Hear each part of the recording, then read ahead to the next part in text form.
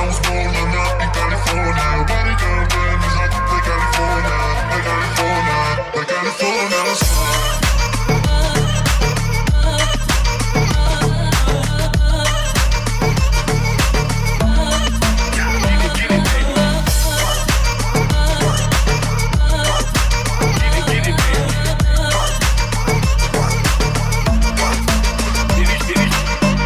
Don't wanna wait.